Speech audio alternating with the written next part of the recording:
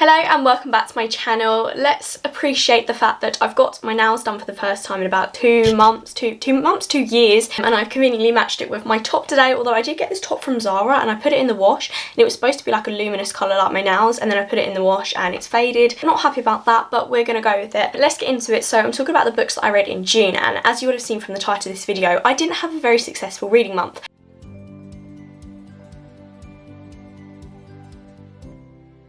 I want to talk about the reasons why I have to feel like I justify myself for that. So obviously I've just had quite a busy time, things have been opened up again, so having more social plans. I've also just not been in the mood for it, and I kind of want to talk about that before I get into the books that I have read. I feel like when you work in publishing or you do YouTube, like booktube or anything like that, I feel like there's this kind of stigma or taboo that you have to be reading so much, that you have to be reading more than everyone else, and I find it quite a lot of pressure, and I don't feel like that's what it should be about. I feel like reading should obviously be a leisure thing and something that you want to do and not you feel like you have to do, especially if you're given free books. It's different if you're sort of being paid for that and it's part of your contract that you have to kind of read it and review it, but otherwise I feel like there's still this kind of pressure that you have to keep up with everyone else, and that's just not the case. Sometimes you can just have a few months where you're not reading as much, and that's definitely been the case for me for June. So at the moment I'm currently reading Ghosts by Dolly Alderton. I really liked her book Everything I Know About Love, and this is a fiction book. It's about the main character who is about in her 30s and she's starting online dating. Her best friend is like an expert in this. It's all about her being ghosted, hence the title, so that means kind of like someone just ignoring you and not replying to any of your messages. It's quite funny so far, quite chill, quite nice. I'm about a third of the way through, so as I said, I haven't even finished that one yet. And then I normally don't read books at the same time. I normally like to finish one before starting another one, but I'm also reading Get Your Shit Together by Sarah Knight. This is like a non-fiction book, and I mean it's got quite big font, it's quite easy reading. So it says how to stop worrying about what you should do so you can finish what you need to do and start doing what you want to do. And I'll be honest,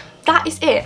That is it. I haven't even finished a single book, and I feel so nervous even putting this on here. Like, maybe I'll edit this out. I just want to like have this conversation that you don't need to be reading all the time, and if you feel that pressure, then try and push that away, because I definitely feel that I work in publishing, but in a way, because I work in publishing, I don't need to be reading all the time because I'm constantly working with books. I remember when I went for a trial day for my job at Bloomsbury, and I asked one of the executives there, now that you work in publishing, do you find yourself reading more or less? For me, I definitely started reading a lot more because I was getting all these free books, I was working on them all the time, but now for leisure I probably read a lot less, just because I'm working on books all day long. I don't want to then come home and read more. As I said, it should be a kind of like leisurely thing. So I do find that there is this taboo, and it definitely needs to stop, because why are we judging other people if they've not been reading so much, if they've been, you know, going out, having their life, seeing their friends and stuff? And that doesn't mean I don't absolutely commend the people that have read a lot, because I absolutely do, and I see it on Twitter all the time, people saying they've read 10, 20 books in a month, which is insane. I absolutely wish I could be like that. I'm jealous. I'm just a particular slow reader anyway, so it's definitely not something that I feel like I could be doing every single month. I don't know, let me know how you feel in the comment section down below, if you're just naturally really quick at reading so you get a lot read each month, or if you feel like in the same as me, you have reading slumps quite often and you can't be bothered and you don't want to make time for it. I feel like with me, I can't just read sort of for 10 minutes and put it down. I have to, you know, spend like an hour or so really getting into the book so I can kind of take it all in. I have got so many books that I still want to read. I've got my bookshelf area in another room. There's so many books on there that I'm so excited to read, but just